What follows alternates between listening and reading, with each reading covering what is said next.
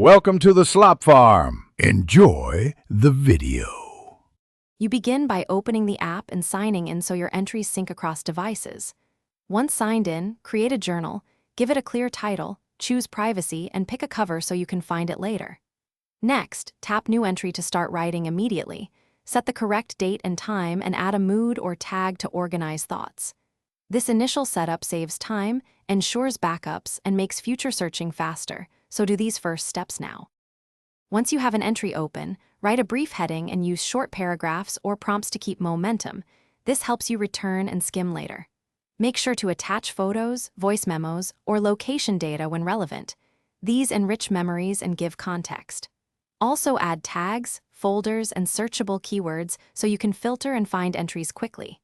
As you go, save drafts automatically or manually. This prevents data loss and keeps your flow uninterrupted while organizing content. To finish, review and edit entries, merge duplicates, and archive journals you no longer use to reduce clutter. When you need a copy, export selected entries as PDF or ZIP for backup, printing, or sharing with others.